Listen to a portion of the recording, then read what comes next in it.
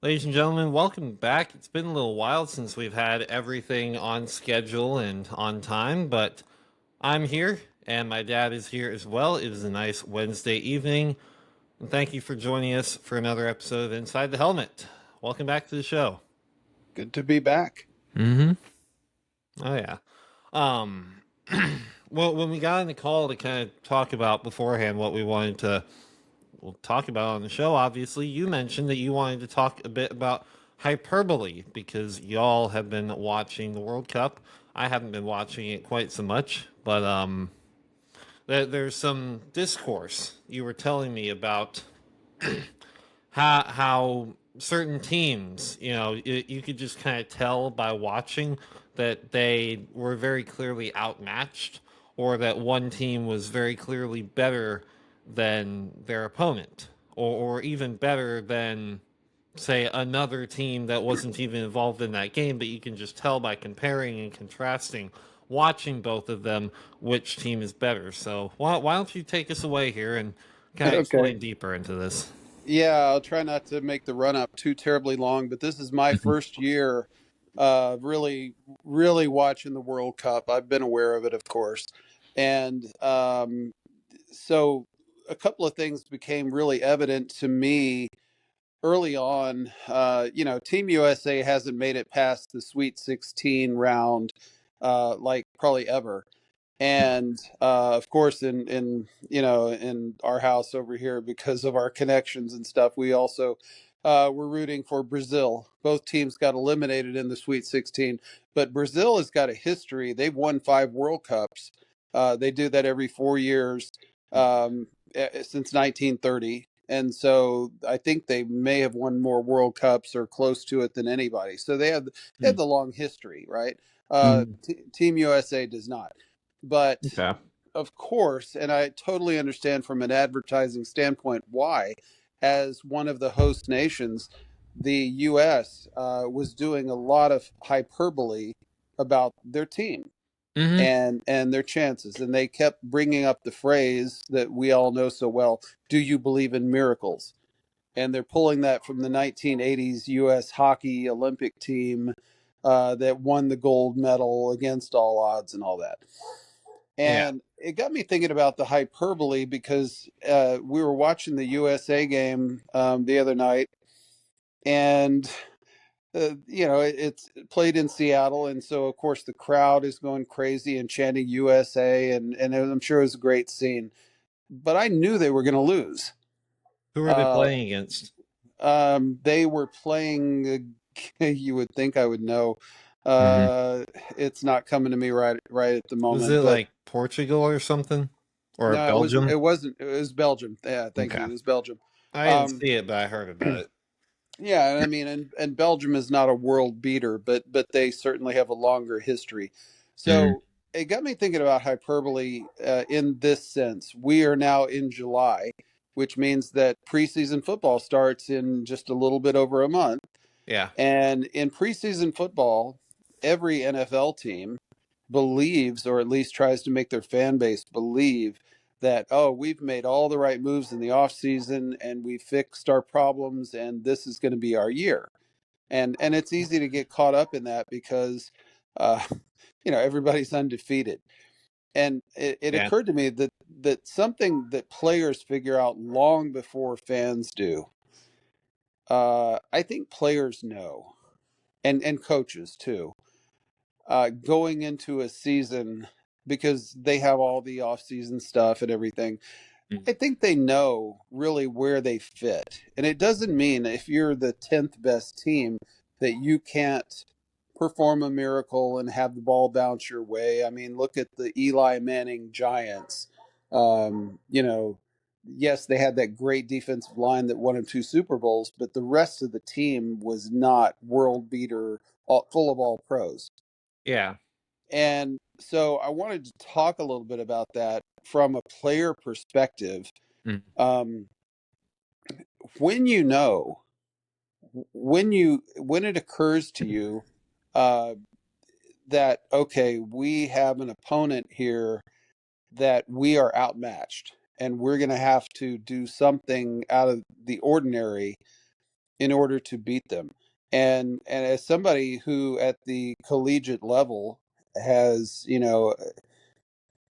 watched a lot of film of the upcoming opponent, do you ever get a sense during the week when the team is preparing that, geez, we don't have much of a chance, or hey, we're going to wipe the other team off the map? I mean, does it happen during film study during the week? Is it in the first few minutes of the game? When does it register with the players about the reality of the situation? I would say that there's three kind of sides to this that I want to talk about. One is when you kind of develop your perception of your opponent, throughout game week through watching film. Two is how you develop your own perception of your own team, both in like a broader sense of the whole season and in a narrower sense of week to week.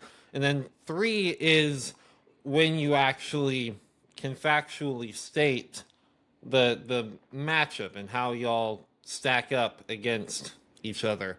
And first off, I think it's important to kind of recognize where your own team is.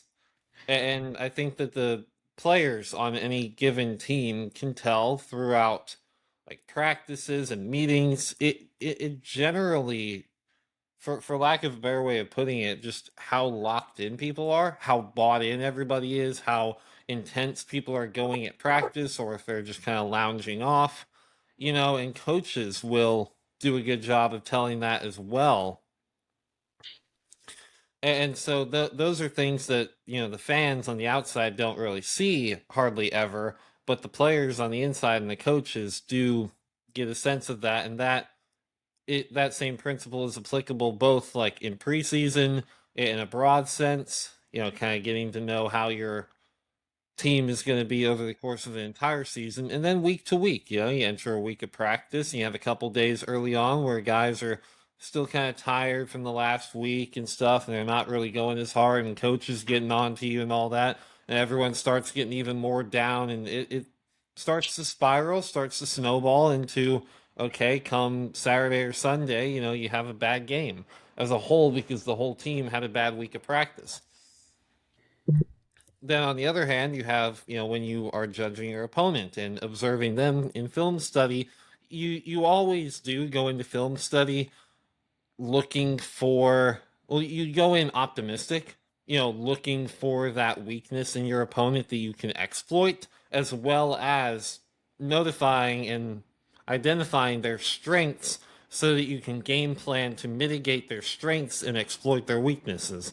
So you kind of always throughout film study and throughout finding those gaps in your opponent, no matter how wide or how narrow they are, that always does give you kind of a boost in confidence and a general feeling of, oh, we can beat these guys, we can beat anybody, because if you look hard enough at any team, you'll find their weakness, and that will make you feel like you can exploit it. But then the final stage of this is when you actually suit up, and generally throughout the first quarter or so is when you get, a sense of how the game is going to go, barring some drastic change. Okay, we've identified this weakness that they have. Are we properly exploiting it? Is the game plan that we formulated actually working? Similarly, are we able to stop their strength? Or is their incredibly strong defensive line breaking through our modified blocking scheme designed specifically to stop them and give us a better chance? So, of course, any given Saturday, any given Sunday, comebacks do happen. And so, the first quarter doesn't always dictate how the rest of the game will go. But generally, that is kind of the final decider, in my opinion. I want to make sure because while you were talking there, somebody tried to call through my phone and I sent them to Mm. voicemail, but my phone is now saying uploading your track to Michael's studio. I want to make sure that my voice is still coming through. Yeah, I can hear you. Okay. Hmm. So I'm assuming that I'm still part of the show and Yeah. it didn't cut me off. Um, As far as I'm aware, we're all good. okay.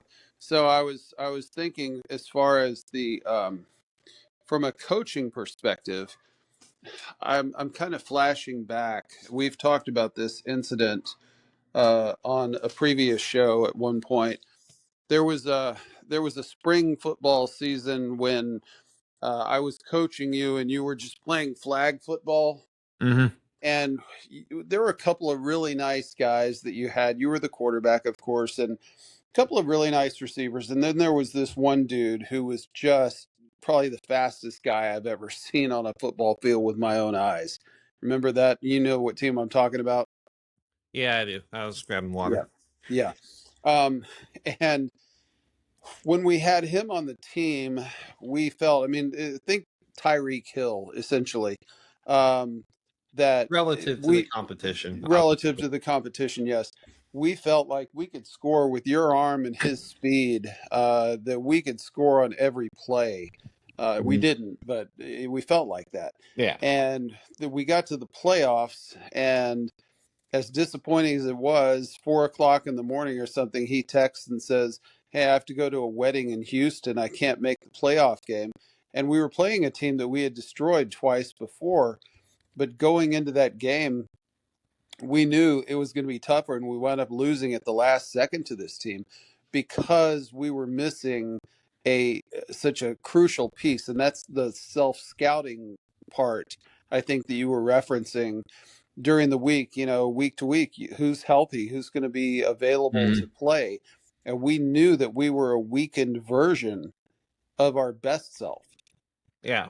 and that we didn't have that one X factor player who could, some dudes just get out there and they can take over a game essentially. And we knew that we didn't have that. And I'm sure that that's true at all levels, right? Yeah. I mean, it has to be. You think that the Dallas Cowboys are going to be as confident going into a game if CeeDee Lamb is hurt? Yeah. Yeah, and of course they're going to say all the important things. Well, the next guy has to step up, and whenever I hear Hmm. that overused phrase, I think In the if background, in the room where it happens, so to speak, yeah, that filter comes down. That PR training comes off. yeah, I mean if the next guy had the ability to step up into the shoes of the guy he's replacing, he would have done it. Yeah. And so you are a lesser version of yourself at that position. And I remember all the coaching years that I've done, and also as a player, one of the first things that you did was when the other team got off the bus or got on the field, you were looking over at how big they were. Yeah. And having coached many years of youth football, I know the look in my players' eyes when they look over and the other opponent is either much smaller than us or much bigger than us. Hmm. If they're bigger, my guys are automatically, a little bit intimidated, and if we're bigger, they're feeling pretty confident. And that's not always the outcome, the thing that determines the outcome, Hmm. because even if your opponent's bigger, you can be quicker. And I try to stress that when our opponent is bigger, and vice versa. But I think the players know the reality of where you fit before any of the fans do. Absolutely. I mean, at the end of the day, they're the ones in all the meetings and on the field in practice and in the game, so they have a better feel, even at times better than the coaches, Yeah. of And, how the team is going to perform as a whole. and I think because you know the guys personally, you also know, look, this guy out here playing this position has got some skills, but he's a goofball, or Hmm. he's somebody who shrinks under the bright lights. And by the same token, there's guys who are just gamers, and you go, hey, this guy's going to show up, and you're surprised if they don't, right? Yeah. And so I think early on, I mean, once you get 3 or 4 games into the season, the fans can kind of pick up if they go, well, maybe this is not our championship year. If you start out 1-3, you know, and you've been playing uh, decent competition, you go okay. But I don't know. There's fans who are still kind of holding on to hope, but pretty much a quarter of the way through the season, you pretty much know where you stand, right? Yeah, for in most cases, yeah. Yeah.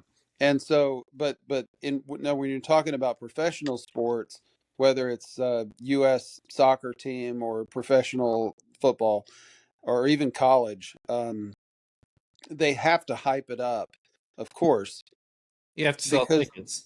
oh, they have to sell tickets. Mm. But yeah, I mean, I think it doesn't take as long for the people in the locker room to really understand where they fit among the other teams that are out there. Yeah. And of course, if you do have a team that you think is competitive, you can build on that. It's a little bit of a snowball effect. And if you start off with a big snowball and you're doing well, you pick up momentum, you get toward the end of the season, and you really develop that feeling of we can't be beat by anybody, or we can beat anybody. Or you get to the towards the end of the season and you're just going, what is it they used to say about the New York Jets? The JETS stood for just end the season. You're going, well, we're going to go out there and do the best we can and hope to pull off an upset. But reality also sets in. Yeah, it sure does. Yeah. So anyway, I just wanted, I thought it was interesting about the Hmm. hyperbole because I sat in the stands last season with your younger brother. And they had a really young team, and not only that, the best players kept getting hurt, and the fans, to their credit, were trying to remain optimistic. And there was a game where they were losing by multiple touchdowns, and we were in the fourth quarter. And they started up a chant, something along the lines of "I believe that we will win. I believe that we will win." And you're just going, "This is ridiculous."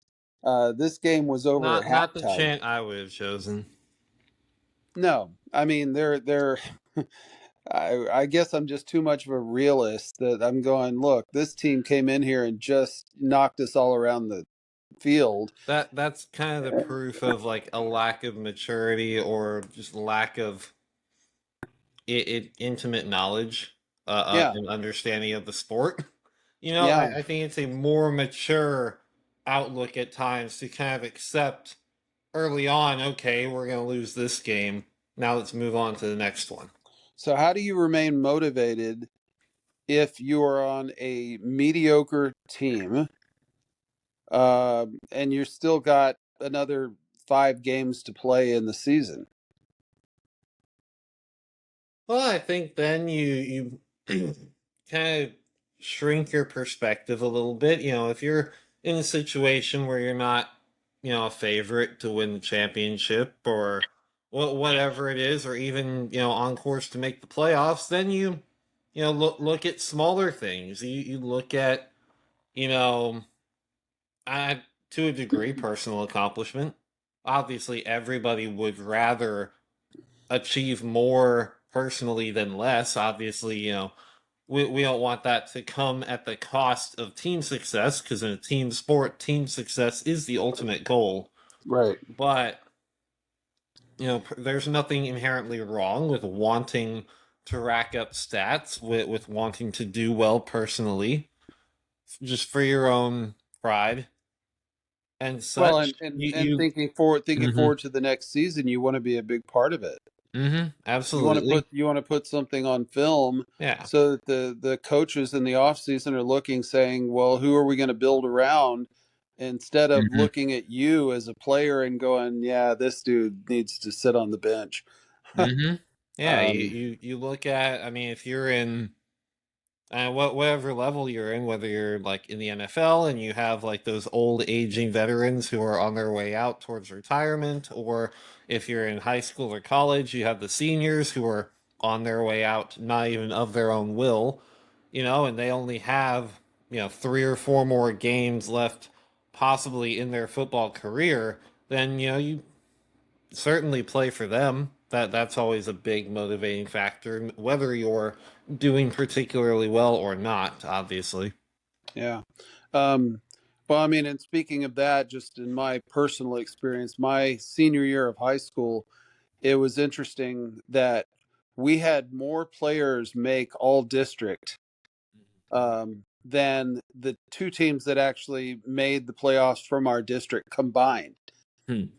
But we were snake bit in the first half of the season. We went 0-5. We had we had everything that could go wrong. You know, the football takes weird bounces, of course, and it was these heartbreaking, crushing defeats that if the ball bounced our way, we could have, well, maybe been 4-1, but um, it didn't go that way.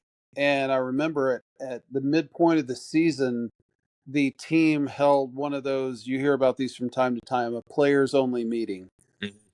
And we got together and in our locker room and decided that, look, okay, we're 0-5, we're not going to make the playoffs, but for a lot of us, we have, this many games left in our high school career, and somehow we pulled it together and had a winning second half of the season. I think we went 3-1-1 uh, Okay. to finish out the season. So the record itself, what, 3-5-1 or 4-5, whatever it was not that impressive, but we did accomplish a lot. And individually, we had the all district quarterback, receiver, and running back on our team, and yet we didn't even sniff the playoffs. Yeah. So I think because our show is sort of dedicated to things that maybe fans are not aware of, we finished on a strong uh, run, and we had fun, and it was what could have been a disastrous season turned into a mediocre season, but we were celebrating that just game by game, the ones that we were winning. Yeah, and sometimes that's all you can do. Yeah, sometimes it's all you could do. So, Mhm. all right. So, segment number two of our show, we usually check in with F1 racing because I know it's a passion of yours. And it's been a few weeks since we talked about it. So, I'm assuming a few things might have happened. A few things have happened. I've been keeping the show pretty up to date here and there, without you, at least F1 related. So I'll just talk about what happened this past weekend. Ooh, we went racing in the UK over 4th of July weekend, which was kind of ironic. Cadillac decided to cash in on the irony and bring a special red, white, and blue 4th of July inspired design for their car right into England. That was kind of funny. Um, that yeah, they finished the race, well, which for Cadillac standards, it's not too bad. Um, Other than that, I mean, we had the usual front runners of Mercedes, followed by Ferrari all weekend. It was a sprint weekend, which Kimi Antonelli took victory in the sprint race. But then we had a more interesting main race, obviously, as per usual. Charles Leclerc won the race from pole for Ferrari. It was his first win since winning in Austin in 2024. So good for him. Very good for him. He's another driver I root for. A little bit of drama behind as Kimi Antonelli, who was on for a potential podium or maybe even the win, got pe- penalized for exceeding track limits, I believe it was, which may or may not have been justified, but he still fought hard to the end, but didn't have a very good like ultimate finishing position, despite his race as a whole not being quite so bad. George Russell finished on the podium at his home race for the first time in his career, and Lewis Hamilton completed the podium and got his record extending 16th podium at a single circuit, which is also his home track. Um, And it's also Lewis and Charles' first uh, double podium finish since they're teammates at Ferrari, which is Huh. cool. But the big story out of the Red Bull camp is Max Verstappen, as he always is. But after Austria, which I guess you don't know this, but in Austria the week before the UK, in qualifying towards the end, Max had an issue where the rear wing of his car, which will open up to like allow air to flow through more efficiently, thus increasing top speed in high speed sections of tracks. Um, it didn't close properly going into a corner, and so he didn't have the usual amount of downforce while going into a corner, and thus that caused him to go into the wall and crash. That Hmm. was in qualifying at Austria. Now, a week later in the UK, it happens again during the actual race when Max was likely on for, the third place finish or so. And it happened again. Now, that's not the only issue. That obviously is a very dangerous issue in and of itself with the car that apparently only Max is suffering from.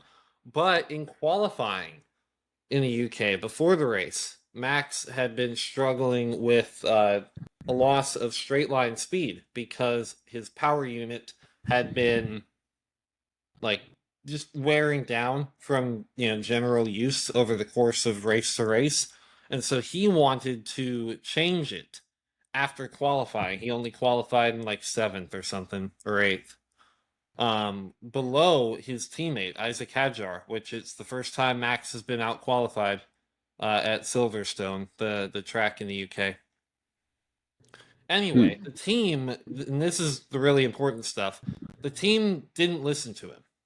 The team thought that they knew better because if Max were to have put a whole new engine in his car, he would have to start from the pit lane, which obviously, as bad as his qualifying position was, the pit lane is exponentially worse, obviously. But Max's reasoning was at least if he has a fresh engine, that'll give him more power and he can, use that power to make up the places again and overall be faster than he would be with the old engine, even thus, if he was starting further up the field. But the team did not listen to him. And as a result, he was still lacking in straight line speed, despite being able to make up some positions just from very good driving overall. Um, so just very unfortunate. And this, actually, as a result of the fact that he didn't finish the race and therefore didn't get any points, and the people up at the front did gain more points, thus pulling farther ahead of Max. It is now mathematically impossible for Max to be in the top two or three in the championship by the summer break, which is like kind of the halfway point in the season.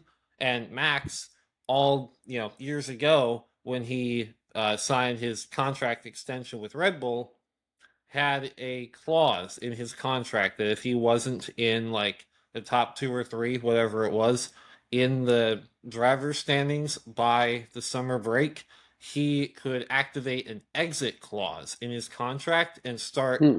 looking for other teams. And now that it's mathematically impossible, he is free to go look elsewhere, seemingly free of penalty or punishment from Red Bull. And what are Red Bull doing? They're essentially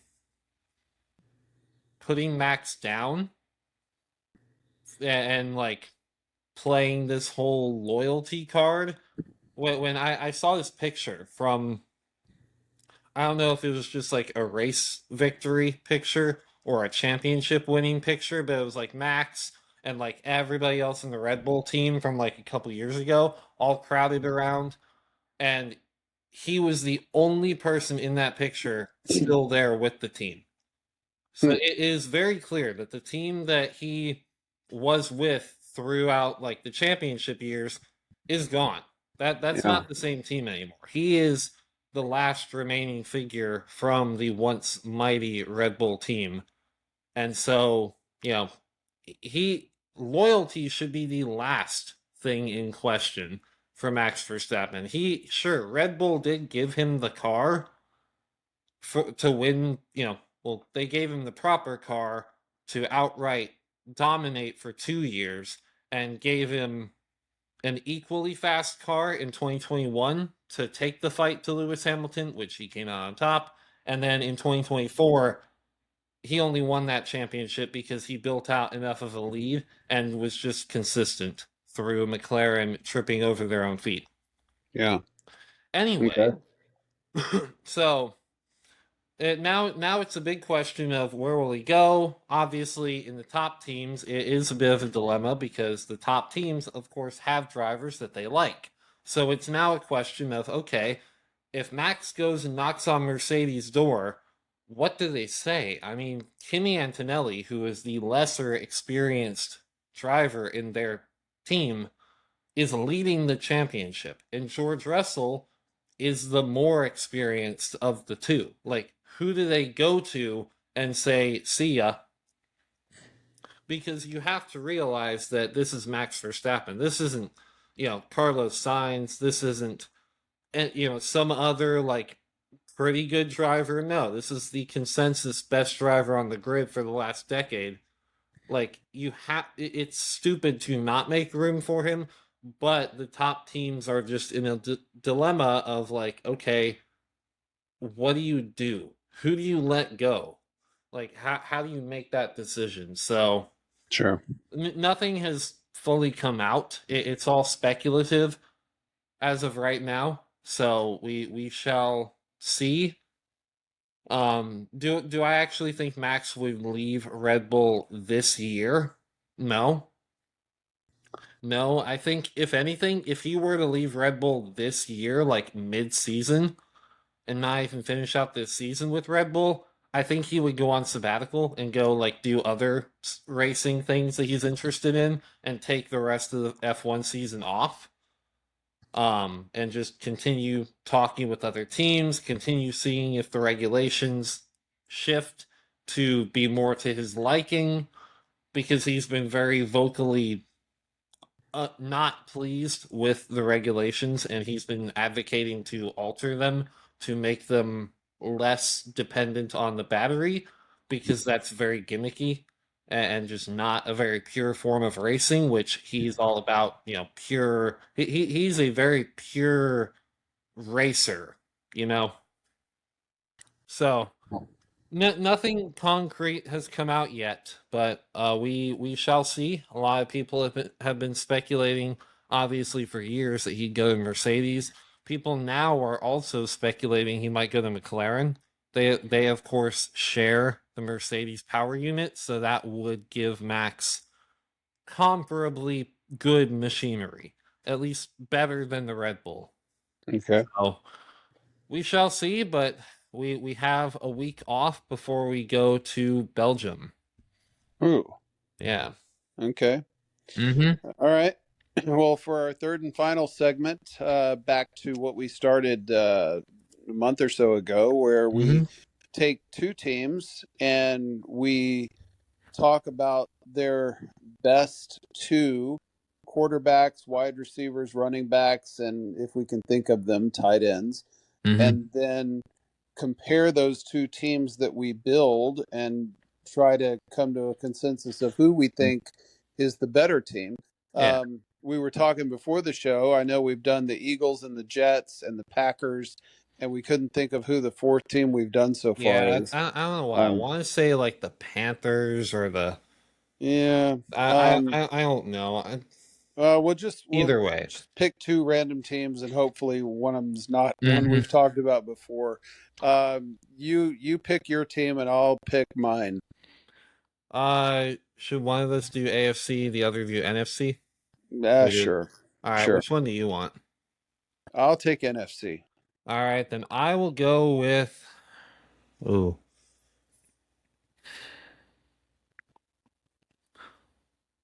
I'm gonna go with the Cincinnati Bengals.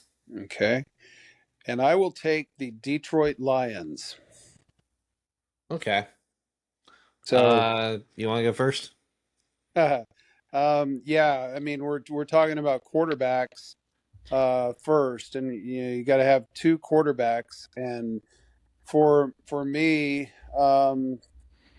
obviously, I mean, the best Detroit Lions quarterback I've seen in my time has been Matthew Stafford, who's not even with them anymore.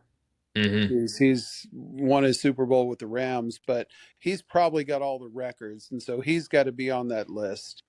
Yeah. Give me your first quarterback from the Bengals that you're going to pick. Okay, we're doing it like okay. I like this. Yep. Well, to my understanding, the Bengals have two quarterbacks from the 80s that each won an MVP. Am I correct? I believe that's correct. Yes. So it's a matter of Boomer Esiason and is it Ken Anderson. okay, I was about to say his name, but I don't know why I was second guessing myself. Ooh. Am I allowed to look at their stats? Because obviously Oh, I never watched, huh? yeah, of course. Okay. Because I never watched either of these guys play, so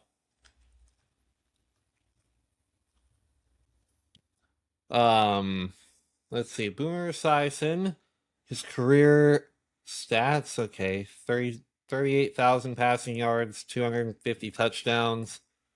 Um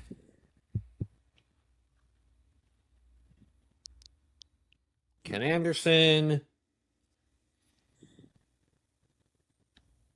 the website won't load. Huh. I'm the reason why I'm like so okay. So I'm gonna go with Boomer Esiason. He has more yards and touchdowns. The reason why I'm making such a big deal over these two guys instead of just taking both of them is because I'm not gonna take both of them. Well, you can't with their current quarterback Exactly. What? because of all the promise and potential and all that. No, I Mhm. get that. Okay. So I'm Um, gonna let you take your second quarterback. yeah, second quarterback for the Detroit Lions is somebody I never saw play, but he was supposedly a great winner, Mm-hmm. and that would be Bobby Lane, Yep.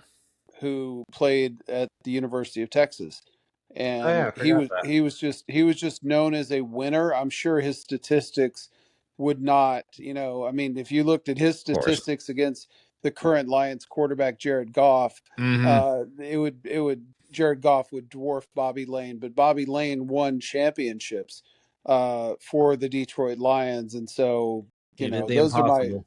yeah, those are my two quarterbacks. Okay. Well, obviously, then yeah, my second quarterback for the Cincinnati Bengals has to be their current guy, Joe Burrow. I mean, he is. I think pound for pound, he is likely the best and most talented quarterback to ever suit up for the Bengals. But obviously, his career has so far been plagued by injury and rough starts to seasons and then obviously some pretty nasty playoff luck. Of course, losing that Super Bowl, having to run into the likes of Josh Allen, Lamar Jackson, Patrick Mahomes. Joe Burrow hasn't had the easiest of careers in the NFL thus far, but he does still show all the physical promise. And now he's going to be entering his 30s pretty soon if he's not already there. So we'll see if he can kind of take that final leap forward to win an MVP, get back to the Super Bowl, that sort of stuff. Yeah. Okay, so we go to running backs, and this is the easiest Mm-hmm. one teed up for me, and why I actually picked the Detroit Lions because I wanted to have an easy one. Mm-hmm. Their best running back of all time, one of the greatest we've ever seen, is Barry Sanders. Mm-hmm. I think he's fourth or something on the all-time list, and we've talked about Barry Sanders before being that guy who could break an 80-yard run or lose 8 yards. Um, he was he's such a little water bug of a player, so hard to tackle, so quick in a phone booth, and had a great burst, and then retired early. Could have could have retired as the all-time leading rusher. I'm glad he didn't because that left it to our boy Emmett Smith, and we're Cowboys fans. But Barry Sanders never his teams never won, but he individually was great, and so he's an easy choice as my first running back. Okay. Well, for the Bengals again, I'm gonna go with for my two running backs. I'm gonna go with an all timer and current guy, even though he doesn't currently play for the Bengals anymore. But first up, Corey Dillon, the Yeah, franchise's all time leading rusher. yeah, yeah, and a guy who ran for, at one point he had the single season, or pardon me, single game record, Mhm. briefly, and yeah, he didn't last very long, really, to be like Hall of Fame guy, but in his time he was dominant, and no, good choice. For the I'm a little bit torn on my second Lions running back because I've really been impressed with Jameer Gibbs. Um, but he's a young guy, and I looked it up here to see, has he even cracked the top five all time leading rushers, and he hasn't. And number five on the list has got 3,200 yards for the Detroit Lions. So if Jameer Gibbs hasn't even run for 3,200 yards, I can't pick him. But I'll tip my cap to him as a potential.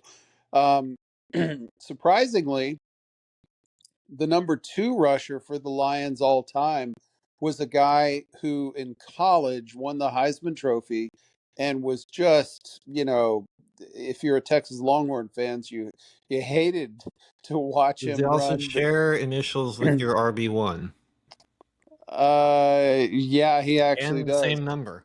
He does.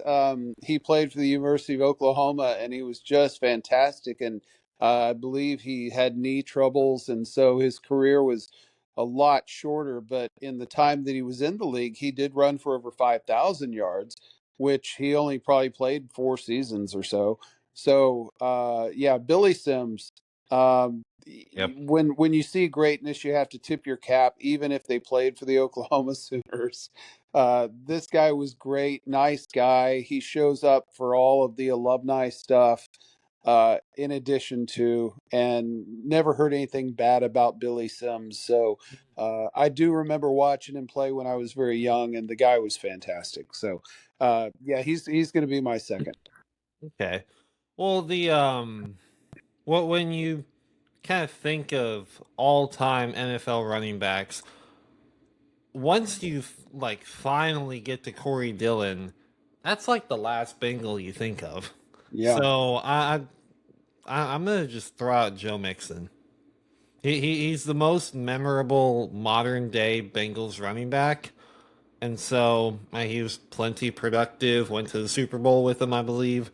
So sure, he can be my third down back or something, even Okay, though he's not on the Bengals anymore. okay.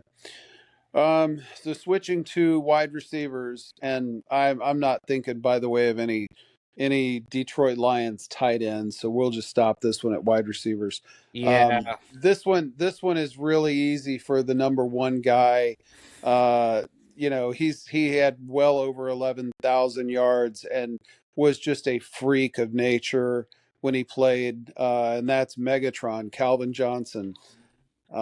He only played like 8 or 9 years, but in the time that he played, he also retired early, like Barry Sanders. Um, the dude was just a freak.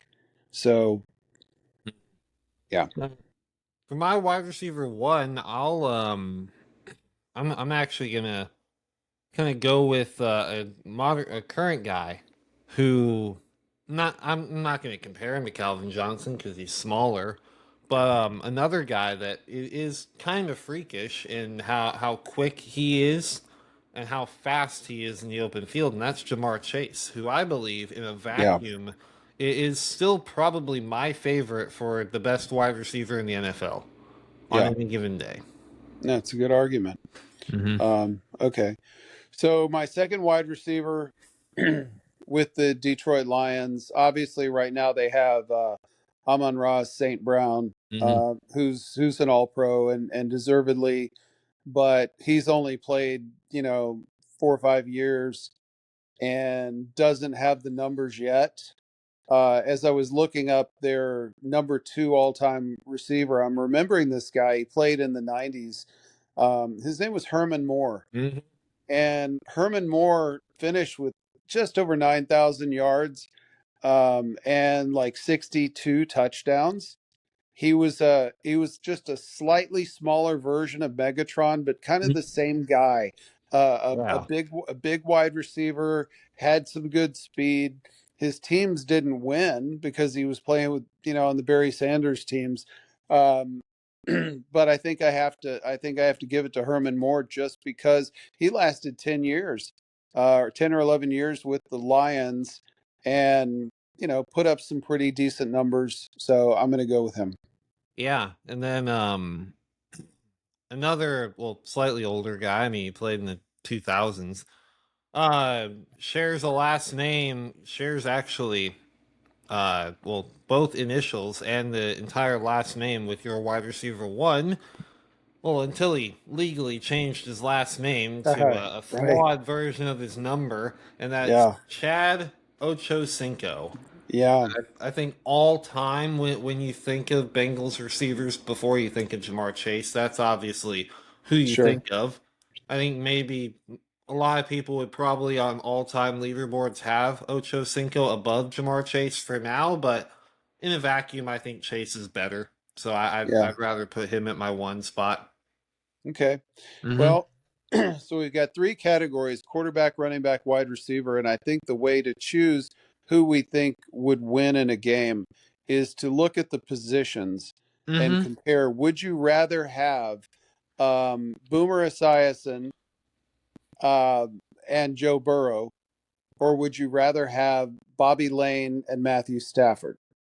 And I think I'm going to have to go with the Bengals quarterbacks Really? I was gonna on this. say, well, are we doing this like purely based off of their career with this specific With team? their Because team. obviously Yes, Stafford yes, is coming off the back of an yes. MVP, Yeah. No, with their but team. that wasn't with the Only Lions. no, So only with their team. yeah, as statistically great as Stafford was, and I think if we were taking entire career into Yeah, account, I would take the Lions quarterbacks just for Stafford alone. Um, because I think he's the best out of the four, just if you look at their whole career, but we're yeah. not. And so when you We're look at not. that, then I think, yeah, I have to agree. I'm going with the Bengals quarterbacks. Yeah. And when you go to rushing yards, or running backs, It's the Lions. Like, come on. yeah, I mean Barry Sanders and Hmm. Billy Sims all day, every day. I think Billy Sims is kind of in that same Corey Dillon tier. Yeah, So, like, yeah. So it's tied at one. So it comes down to the wide receivers. Do you want Calvin Johnson and Herman Moore, or do you want, um, trying to think of your, Jamar Chase and Chad Ochocinco. Ochocinco and Jamar Chase? And I'm taking the Bengals wide receivers. No, Really? yeah, I mean Calvin Johnson was a freak, but Hmm. Herman Moore was not a freak. And Here's. Jamar Chase is like Hmm. probably one of the best wide receivers in the game today. Hmm. And in his time, Ocho Cinco also was elite, Hmm. on a level that I don't think that Herman I could Moore say about was. Herman Moore. So Here's I think your Bengals win. well, here's my argument because I actually disagree with you. I think of the four, I would order them: Calvin Johnson, Jamar Chase, Ocho Cinco, Herman Moore. Right. I think that it's basically Calvin Johnson, and then a little ways down is Jamar Chase, and Yep. then a pretty similar gap it is from Ocho Cinco to Herman Moore. So I think it's actually a tie, both in wide receivers and overall, which I think is actually very fitting Yeah. for these two franchises. To have them a dead tie is actually incredibly appropriate given the just lack of success as a whole, the lack of, But Super the Bowl Bengals have been to championships. Super Bowls and the Lions never have. That is So true, but the if you Lions want to, won NFL championships. The Bengals didn't do that. good point. I'm still taking the Bengals. If we I have to declare an overall winner, I'm happy yeah to declare the Bengals because yeah it was the team I picked. yeah But I would still rather have Barry Sanders and Calvin Johnson over anybody on my team. So yeah. I would be willing to give it to the Lions just on that alone, that they have two Hall of Famers, and it is Boomer's side. He's never going to get in the Hall of Fame. No, but you have two Hall of Famers who really never made any type of a splash in the playoffs. Boomer Yeah, Esiason made a Super Bowl. Joe Burrow made a Super Bowl.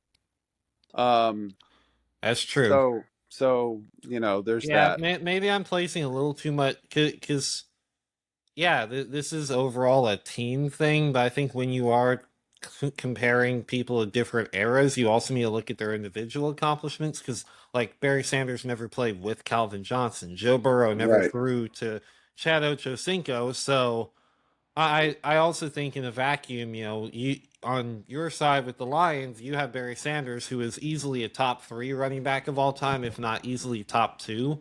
Sure. And Calvin Johnson is pretty consensus the third or fourth best wide receiver of all time. People interchange him with T.O. So I think that alone, like nobody on my team is scratching, any top 10 of all time Yeah. lists. Maybe Okay. Jamar Chase could squeak his way into like the lower end of top 10 receivers of all time. But Right. I on this current trajectory, like I think he'll probably be remembered as somebody who like have all the talent in the world, but just didn't have the teams around him. Kind of like a Calvin Johnson, but just not as freakish. Sure. So, but I'm happy to declare the Bengals a slight winner. Yeah. It's not a blowout by any chance. Mm-hmm. Yeah, Um, not a pack with Jets. oh no, not at all. Not at all. Mm-hmm. So okay. Well, I think we're done. I think we are. I'd like to thank everyone who is watching this for watching another episode of Inside the Helmet. We'll be back next week, hopefully regular time, regular day, and hopefully regular hosts. So Right. unless I get replaced, we'll see. My contract's almost up. There you go. All right. God bless everybody. Mm-hmm. Yep. Good night, everybody.